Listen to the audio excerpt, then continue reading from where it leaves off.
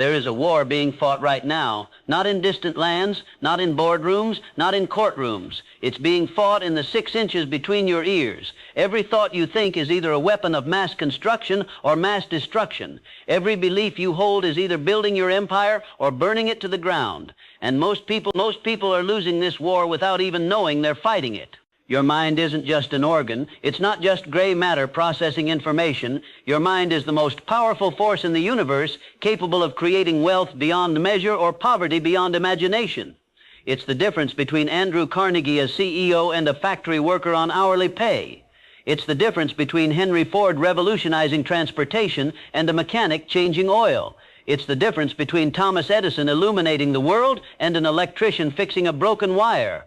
But here's what they don't tell you in school, what they don't teach you in those corporate seminars, what your well-meaning friends and family will never understand. Your mind is not operating on autopilot. It's not running some default program that determines your fate. Every single day, every single moment, you are either commanding your mind or surrendering it to forces beyond your control. The wealthy understand this. The successful have mastered this. The legends of history knew this secret and wielded it like a sword. They understood that wealth begins in the mind, not in the bank account. That success is born in thought, not in circumstance. That fortune favors not the lucky, but the mentally disciplined. When Napoleon Hill spent 20 years studying the wealthiest people on earth, he didn't discover some secret formula hidden in Swiss bank accounts. He didn't uncover some network of connections that only the elite could access. He found something far more profound and infinitely more powerful. The wealthy think differently. They command their minds with the precision of a general commanding an army. They understand that the battlefield of success is not external, it's internal. Look at Walt Disney, fired from a newspaper for lacking imagination and having no good ideas. Told that Mickey Mouse would fail because a giant mouse on screen would terrify women, his first animation company went bankrupt. But Disney understood what his critics never would. The mind, when properly directed, can transform the most impossible dreams into inevitable realities. He didn't just imagine a mouse that could talk. He commanded his mind to see an empire built on imagination. And his mind, a faithful servant, delivered exactly what he ordered. This isn't positive thinking or dreaming. This is the conscious, deliberate, and systematic programming of the most sophisticated computer ever created, your mind. And just like any computer, it will only produce what you program into it. Feed it thoughts of limitation, and it will find every reason why you can't succeed. Feed it thoughts of possibility, and it will architect pathways to success that you never imagined existed. The tragedy is that most people are programming their minds with the thoughts of others. They're downloading the mental software of the mediocre, the fearful, the defeated. They're allowing news anchors to program their worldview, allowing social media to dictate their self-worth, allowing the opinions of people who have never achieved anything significant to shape their beliefs about what's possible. Abraham Lincoln understood this principle in the darkest hours of the Civil War. While others saw only division and destruction, Lincoln commanded his mind to see a unified nation, while others focused on the impossibility of the task. Lincoln programmed his thoughts around the inevitability of success. He didn't just hope for victory. He commanded his mind to architect the strategies that would deliver it. And his mind, like a faithful general, mobilized every resource, every connection, every opportunity to make that vision reality. Your mind is not neutral. It's not sitting idle, waiting for your instructions. Right now, as you process these words, your mind is either building or destroying. It's either attracting the resources you need for success or repelling them. It's either opening doors of opportunity or slamming them shut. It's either magnetizing wealth or creating an invisible barrier that keeps it at bay. Henry Ford didn't just build cars. He commanded his mind to revolutionize human transportation. When experts told him the horseless carriage would never replace the horse, Ford's mind was already architecting assembly lines that would make cars affordable for every American. When engineers said his ideas were impossible, Ford's mind was already solving problems that hadn't been invented yet. He understood that the mind, when given a definite purpose and unwavering faith, becomes a force of nature that bends reality to its will. But commanding your mind requires more than just positive affirmations whispered in the mirror.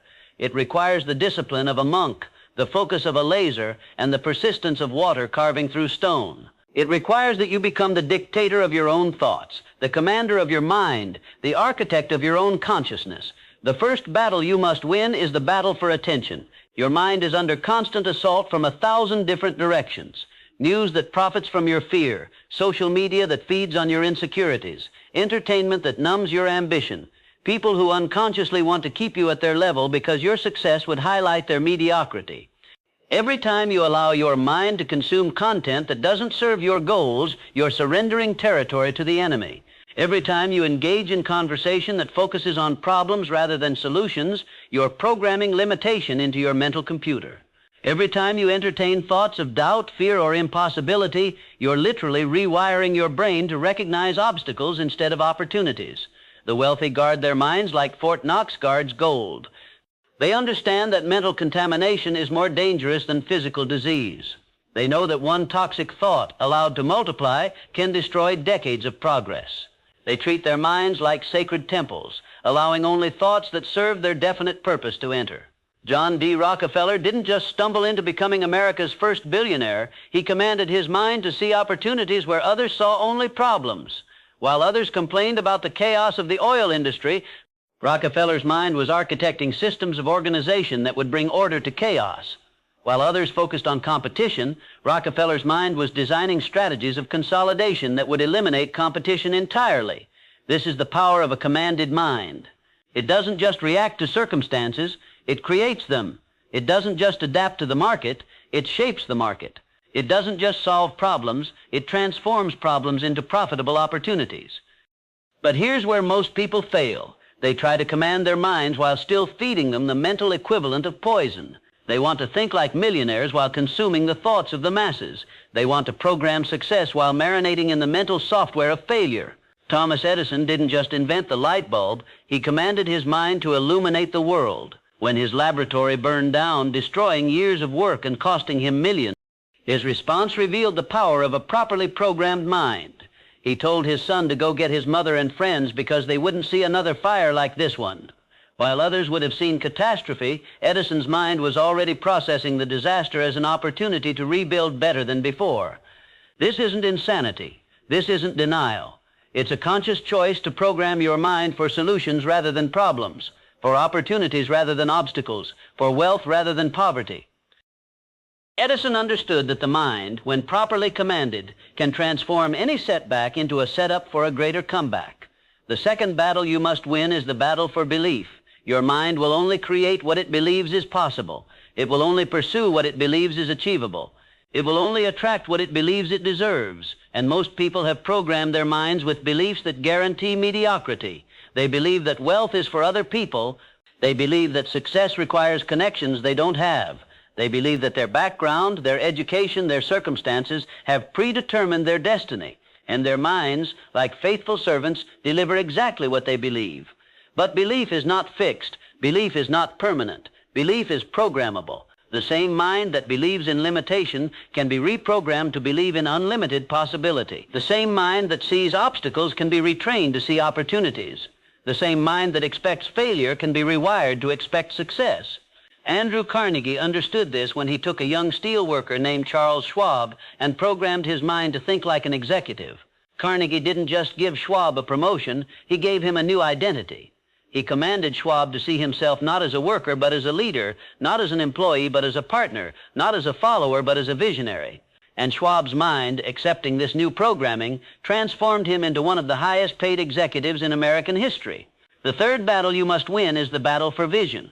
Your mind cannot create what it cannot see. It cannot build what it cannot imagine. It cannot attract what it cannot visualize. And most people are trying to create success with the mental equivalent of blindness. They have no clear picture of what they want. They have no detailed vision of where they're going. They have no specific image of who they're becoming. And their minds, having no clear target, scatter their energy in 1,000 different directions, achieving nothing significant in any of them. But vision is not just daydreaming. Vision is not just wishful thinking. Vision is the conscious, deliberate, and systematic programming of your mind with specific, detailed, and emotionally charged images of your desired future. It's the mental blueprint that your mind uses to architect your reality. Walt Disney didn't just imagine Mickey Mouse. He commanded his mind to see Disneyland in complete detail before a single acre was purchased. He could walk through the park in his mind, hear the laughter of children, smell the popcorn, feel the magic. His mind, given this detailed blueprint, began attracting the resources, the people, the opportunities needed to transform vision into reality. This is not fantasy. This is not escapism. This is the conscious use of your mind's most powerful function, its ability to create reality from imagination. Every building you see was once only a thought. Every business you patronize was once only an idea. Every fortune you admire was once only a vision in someone's mind. The fourth battle you must win is the battle for purpose. Your mind is a goal-seeking machine. It's designed to pursue targets, to solve problems, to achieve objectives, but without a definite purpose, your mind becomes like a ship without a rudder, powerful but directionless. Most people drift through life with no clear purpose. They work jobs they hate to buy things they don't need to impress people they don't like. They chase money without knowing why they want it. They pursue success without defining what success means to them. And their minds, having no clear purpose to serve, waste their incredible power on trivial pursuits. But when you give your mind a definite purpose, a crystal clear objective that aligns with your deepest values and highest aspirations, something magical happens. Your mind begins to mobilize resources you didn't know you had. It begins to attract opportunities you couldn't have imagined. It begins to architect strategies that surprise even you. Henry Ford's definite purpose was not just to build cars. It was to democratize transportation, to give every American the freedom of mobility. This purpose was so clear, so compelling, so emotionally charged that Ford's mind worked tirelessly to achieve it.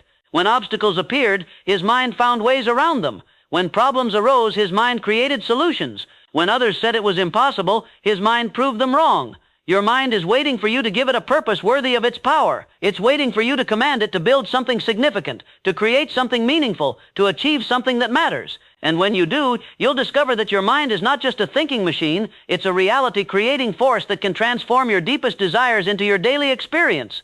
The fifth battle you must win is the battle for discipline. Your mind is like a muscle. It grows stronger with use and weaker with neglect. It becomes more powerful when challenged and more flabby when pampered. It develops precision when trained and becomes sloppy when ignored. Most people treat their minds like couch potatoes treat their bodies. They feed them junk, avoid challenging them, and wonder why they're not performing at peak capacity. They expect their minds to create wealth while filling them with thoughts of poverty. They want their minds to attract success while programming them with patterns of failure. But mental discipline is not about forcing your mind to think positive thoughts. It's about training your mind to think useful thoughts. It's about developing the ability to focus your mental energy on what serves your purpose and to ignore what doesn't. It's about building the strength to hold your vision steady even when circumstances suggest it's impossible. Thomas Edison demonstrated this discipline when he failed over 1,000 times before perfecting the light bulb. Lesser minds would have interpreted these failures as evidence that the goal was impossible. But Edison's disciplined mind reframed each failure as valuable data, each setback as a step closer to success. He understood that discipline is not about avoiding failure, it's about maintaining your mental programming even when external evidence suggests you should quit. The sixth battle you must win is the battle for action. Your mind is not just a thinking machine, it's an action-generating system. It's designed to transform thoughts into behaviors, visions into realities, purposes into achievements, but without action, your mind becomes like a powerful engine running in neutral, lots of noise, no progress.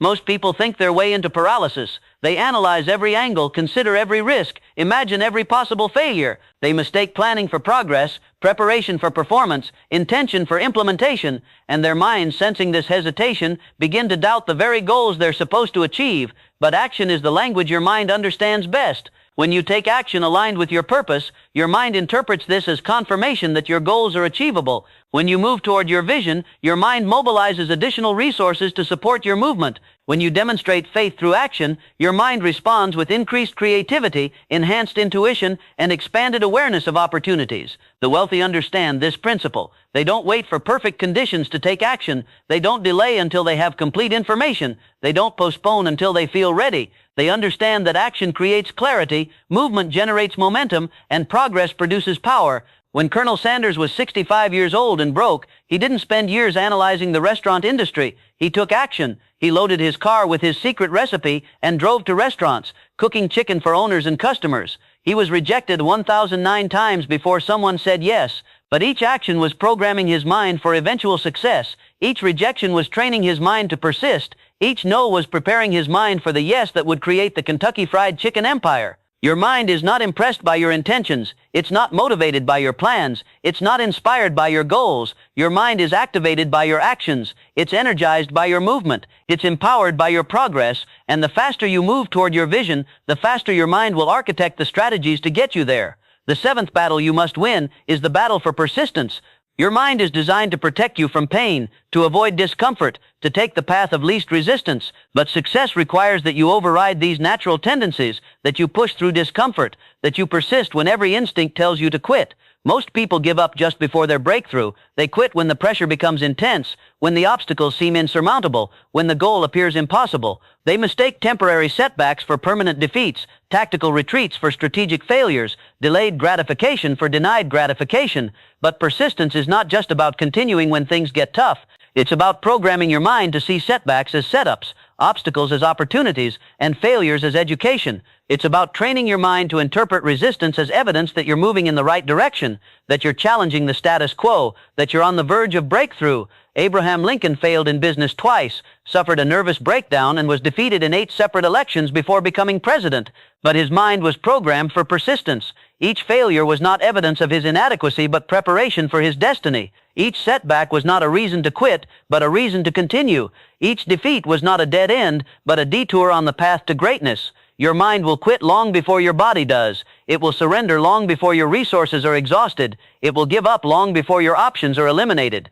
But when you program your mind for persistence, when you train it to see obstacles as opportunities, when you command it to continue regardless of circumstances, you tap into a power that can overcome any resistance, solve any problem, and achieve any goal. The 8th battle you must win is the battle for learning. Your mind is designed to grow, to expand, to evolve. It's meant to continuously upgrade its software, to constantly improve its performance, to perpetually increase its capacity. But most people stop learning after formal education ends, and their minds begin to atrophy like unused muscles. The wealthy never stop learning. They understand that in a rapidly changing world, the mind that stops growing starts dying. They invest in their mental development like others invest in real estate. They consume books like others consume entertainment. They seek mentors like others seek comfort. When Sam Walton was building Walmart, he didn't just focus on retail operations.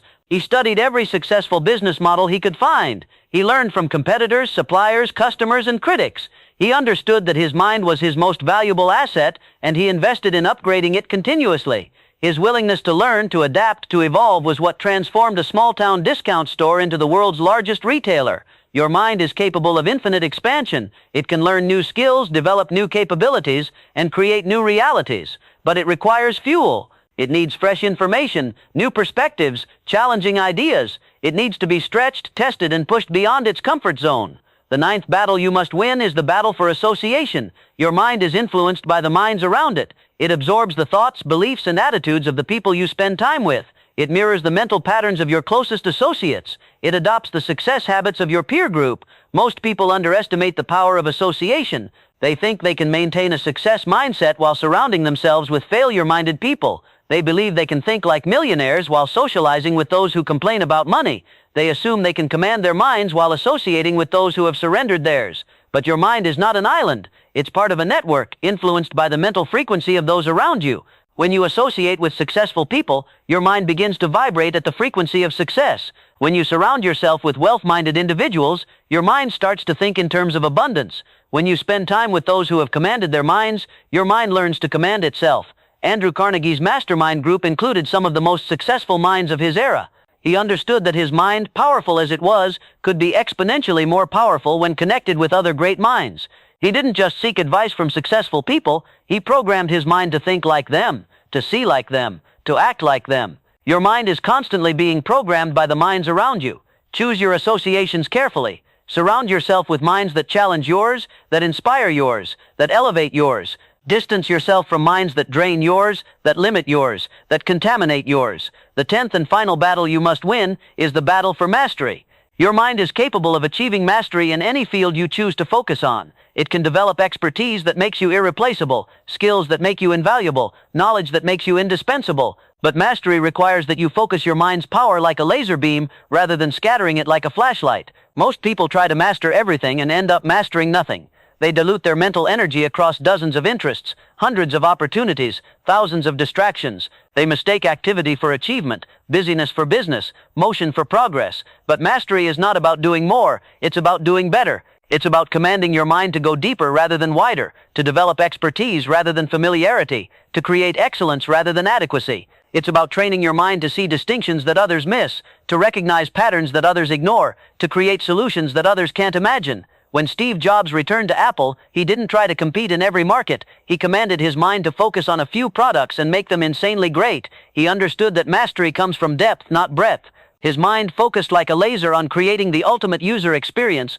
revolutionized multiple industries, and built one of the world's most valuable companies. Your mind has the capacity for mastery. It can develop world-class expertise in any field you choose. It can create innovations that didn't exist before. It can solve problems that others have given up on. But it requires focus, dedication, and the willingness to go deeper when others go wider. The battle for your mind is not a one-time event. It's a daily war that requires constant vigilance, continuous effort, and unwavering commitment. Every morning you must choose whether to command your mind or surrender it. Every hour you must decide whether to program it for success or allow it to default to mediocrity. Every moment you must determine whether to use it as a tool for creation or allow it to become a weapon of destruction. The wealthy have won this battle. They have commanded their minds to serve their purposes, to create their realities, to build their fortunes. They understand that wealth is not just about money, it's about the mental capacity to create value, to solve problems, to make things better than they found them. Your mind is your fortune. It's the source of all wealth, the creator of all opportunity,